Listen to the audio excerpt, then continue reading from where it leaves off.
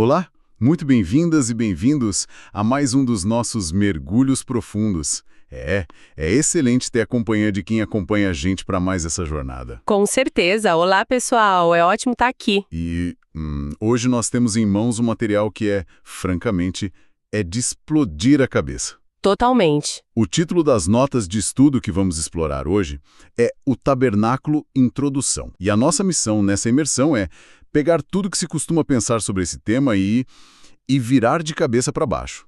Dá uma nova perspectiva, né? Isso. O objetivo é desconstruir aquela ideia tradicional de que o tabernáculo, que também é chamado de Mishkan nos textos originais, era apenas um projeto arquitetônico antigo ou só um local histórico de culto no meio do deserto.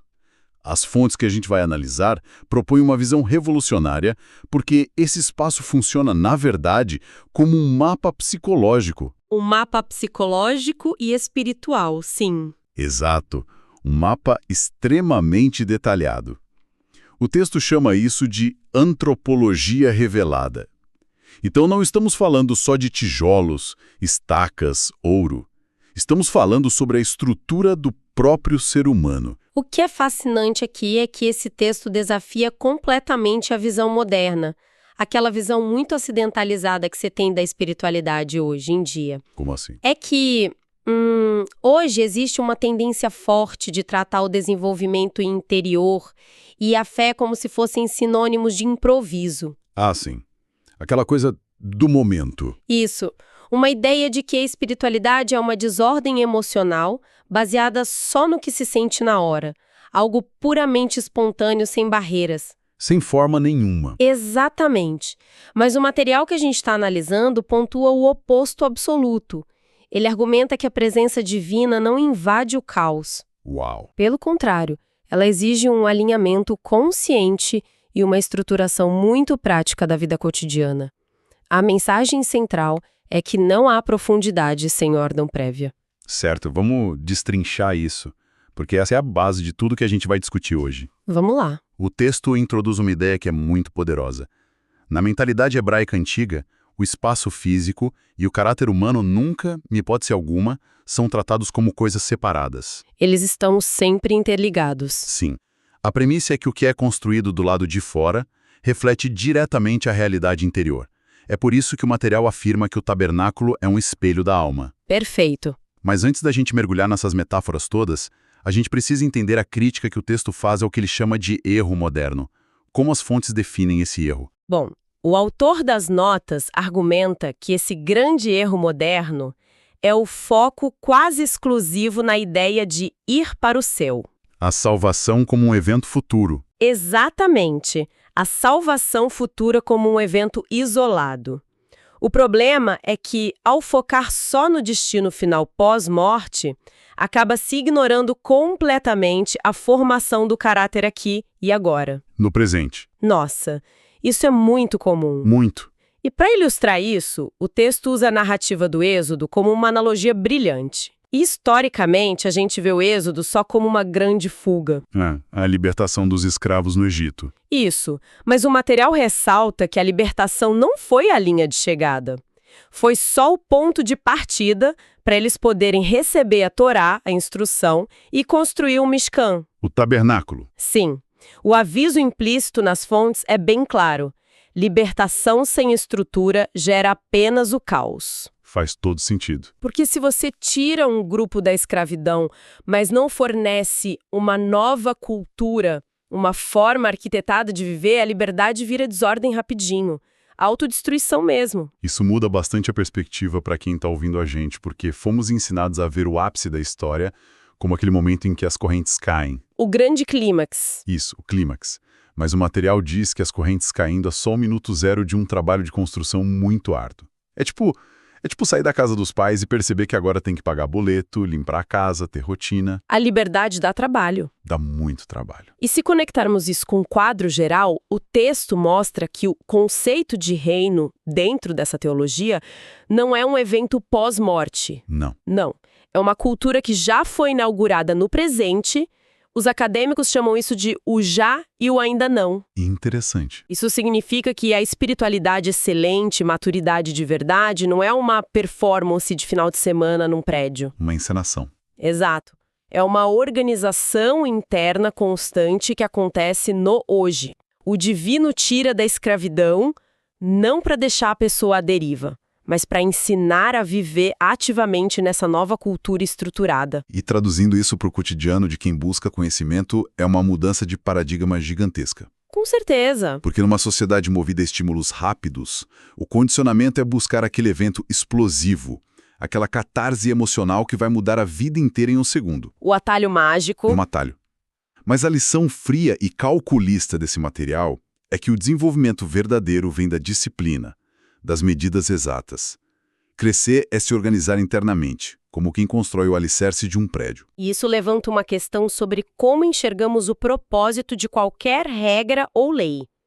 Se o objetivo fosse só livrar alguém de uma consequência ruim no futuro, um evento emocional único bastaria. Faz sentido. Mas se o objetivo, como as fontes insistem, é formar cidadãos de um novo governo com uma nova mentalidade, então a instrução constante é essencial. É um trabalho de pedagogia a longo prazo. Aqui é que a coisa fica realmente interessante. Nas nossas notas, tem uma citação direta de Êxodo, capítulo 25, versículo 8. Esse versículo é chave. Muito.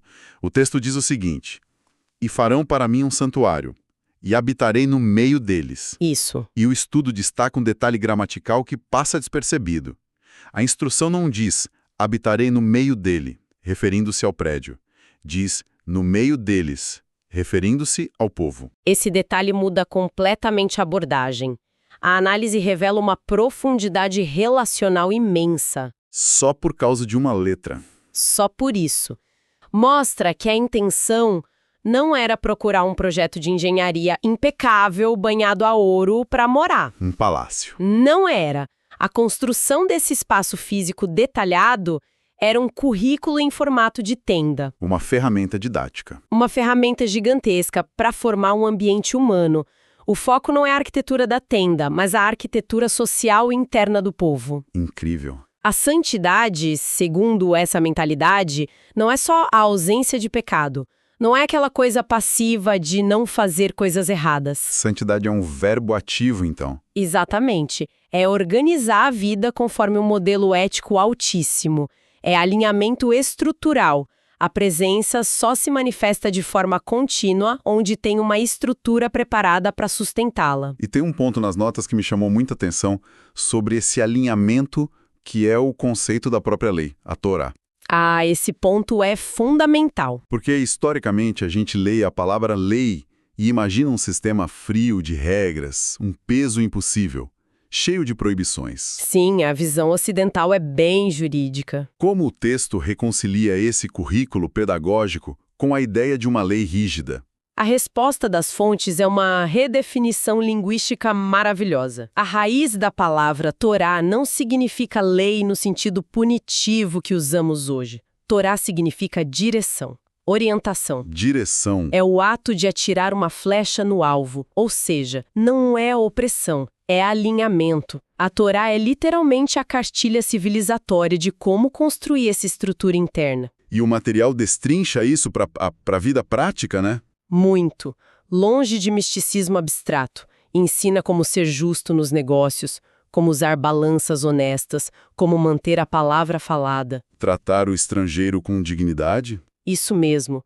Não existe separação platônica entre a vida prática e a vida espiritual nessa visão. Fica muito claro quando as fontes descrevem as funções diárias lá dentro do tabernáculo. Porque a espiritualidade descrita inclui acordar cedo para limpar cinzas, cortar lenha para o fogo, Amassar farinha. amassar farinha, renovar os pães toda semana. É um trabalho braçal sujo. Sujo e repetitivo. E o texto usa isso para provar que a maturidade nasce da constância da rotina, não de explosões de entusiasmo num evento festivo. A manutenção diária é o grande segredo revelado pelas notas. É o trabalho silencioso que cria o espaço seguro. Não é construir um palco para um visitante ocasional. É manter uma residência fixa. Exato. E para entender como essa residência funciona na prática, o material propõe olhar para a planta baixa do tabernáculo como um microcosmo da alma humana. E chegamos na parte mais gráfica da nossa análise. O texto descreve o tabernáculo dividido em 3 camadas, 3 níveis de profundidade que representam corpo, alma e espírito. O ser humano integrado. Isso. Vamos caminhar visualmente por essa estrutura, começando pelo lado de fora. A primeira camada é o átrio. O grande pátio. O pátio a céu aberto, cercado por aquelas cortinas brancas, poeirento, sol direto, barulhento por causa da multidão. O que esse espaço físico representa na psicologia do texto? O átrio representa nossa vida exterior. Nossas ações visíveis, o comportamento diante da sociedade, a dimensão pública de quem somos. O que as pessoas veem da gente. Sim. E o material destaca 2 objetos vitais nesse espaço, o altar do sacrifício e a bacia de bronze. O altar era aquela grande estrutura de bronze onde queimavam as ofertas. E, psicologicamente, o texto interpreta isso como o confronto inevitável com as nossas falhas. É o despertar da consciência moral, lidar com as consequências das ações. E logo depois vinha a bacia de bronze. Isso, o reservatório de água para lavagem de mãos e pés. Representa a purificação contínua e o desenvolvimento diário da ética. E a ordem desses móveis não é acidental, né? De jeito nenhum. O texto insiste que qualquer pessoa que quisesse entrar nas tendas mais profundas tinha que passar por esse pátio. Tinha que lidar com o altar e se lavar na bacia. A lição aqui é puramente estrutural, né? Sim, é impossível ter um avanço real para o interior, para as camadas íntimas da alma, se a vida exterior continua desorganizada e antiética, sem confronto moral. A analogia é perfeita.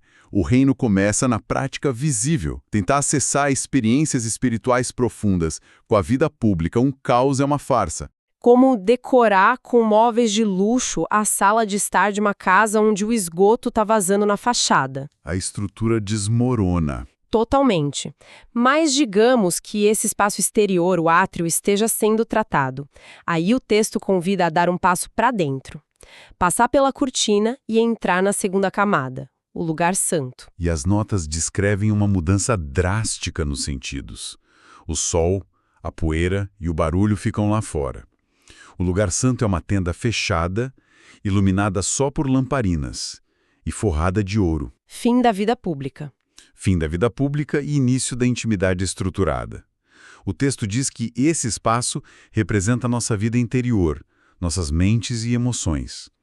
E aqui tem o foco em 2 móveis físicos. A mesa dos pães da proposição e o altar do incenso. Pães sobre a mesa e um altar queimando especiarias. Como as fontes decodificam isso? O autor traz significados riquíssimos. A mesa dos pães representa a nutrição intelectual, o estudo constante e a absorção de conhecimento sólido. A mente precisa de dieta. Uma dieta mental rica. A mente não sobrevive só de impulsos. Do outro lado, o altar do incenso queimava fumaça aromática sem parar. O que simboliza isso? Simboliza a oração contínua, a contemplação, aquela comunhão silenciosa que acalma as emoções. No mundo de hoje, com tanto ruído e dopamina rápida, a excelência interior vem do perfume da constância e do silêncio. É uma beleza muito prática. A mente precisa de pão, de substância, e as emoções precisam de incenso, de respiração calma. Mas não para por aí. Não, ainda tem o núcleo. Tem um véu espesso no fundo dessa sala que esconde o último nível, o Santo dos Santos. Um quarto pequeno, em escuridão total, onde ficava a Arca da Aliança. E o material afirma que isso não é mais o que a gente faz, nem o que pensa ou sente. Representa quem o ser humano é, o espaço da identidade e da aliança. E o autor detalha os 3 artefatos dentro da arca que formam os pilares de uma identidade indestrutível. Quais eram? Primeiro, as tábuas da lei, de pedra. Representam direção clara e princípios inegociáveis. Princípios. Segundo, o maná do deserto, a memória da provisão e da dependência para combater a arrogância. E terceiro, a vara de Aaron, madeira morta que floresceu. A autoridade que brota naturalmente. Exatamente.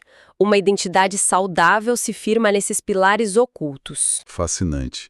E as notas dão muita ênfase à tampa dessa caixa, o propiciatório, uma placa maciça de ouro puro com 2 querubins, onde o sangue do perdão era aspergido. E o ponto central é que essa tampa representa a graça, e ela ficava fisicamente por cima das tábuas da lei. A tese psicológica sobre essa sobreposição é incrível. De uma sofisticação enorme. A tampa da misericórdia, cobrindo a lei, ensina que a graça sempre deve estar acima da regra. Isso liga direto ao erro moderno da nossa cultura de produtividade extrema, né? Total. Se alguém vive só pelas tábuas da lei, pela cobrança, pelo perfeccionismo inflexível consigo mesmo, O resultado é o colapso, o famoso burnout. o texto prova que a excelência espiritual não é um perfeccionismo destrutivo. É a justiça moral equilibrada pela misericórdia. O perdão protege a alma de ser esmagada pelos próprios princípios. Sem essa tampa de ouro, a estrutura inteira desmorona. Então, o que tudo isso significa? Fazendo um grande apanhado aqui. O material nos conduziu por uma jornada pedagógica em forma de arquitetura. Uma jornada profunda. Para sustentar algo duradouro, precisamos de etapas. Um exterior ético no átrio, limpando a sujeira, um interior nutrido no lugar santo e uma identidade ancorada em princípios no Santo dos Santos, mas sempre protegida pela graça. Não tem atalho. Não tem como pular da rua direto para o Santo dos Santos sem passar pela bacia e pela mesa. Esse resumo captura tudo perfeitamente, mas nos leva ao detalhe final do material. O detalhe escondido. Escondido, mas brilhante. A gente omitiu de propósito uma peça do lugar santo. A menorá. Primeira peça física que qualquer um via ao cruzar a cortina. O grande candelabro de ouro maciço com 7 lâmpadas que iluminava a tenda. O texto finaliza dizendo que a menorá simboliza a clareza mental, a iluminação do entendimento. E qual a conclusão da fonte sobre a posição desse candelabro? A genialidade do design prova uma lei irrevogável. Antes de conseguir aprofundar qualquer presença, antes de enxergar o pão do estudo ou o incenso da oração, Antes mesmo de chegar na identidade profunda. sim, antes de tudo isso, é absolutamente necessário iluminar e disciplinar a mente. Não há alinhamento real com a mente na ignorância ou na confusão emocional. A mente iluminada é o pré-requisito visual prático. A luz vem antes do pão. Que percepção do autor! A mente precisa de luz antes que a alma possa ter paz. Tudo se conecta de uma forma que desafia a ideia de que o crescimento é um ato aleatório ou só sensível. Para fechar a nossa análise profunda de hoje, queremos deixar um pensamento final para nossa audiência. Uma provocação baseada nessas notas antigas, mas aplicando ao nosso mundo moderno. É uma provocação importante. Se o nosso universo interno funciona como um tabernáculo complexo, um edifício invisível que precisa ser mantido por rotinas, estudo constante e atitudes éticas diárias no pátio da vida, que tipo de presença a estrutura invisível da sociedade moderna está preparada para abrigar? Boa pergunta. Em um mundo de imediatismo, distrações, atalhos emocionais, onde se despreza a ordem e o silêncio, o que estamos construindo? Se a presença só se manifesta onde há uma estrutura meticulosamente preparada, o que o nosso design diário moderno está convidando para habitar no meio de nós? É algo para ser digerido com muita calma. Agradecemos imensamente a companhia de quem nos acompanhou nesta exploração rica e transformadora. Até a próxima análise.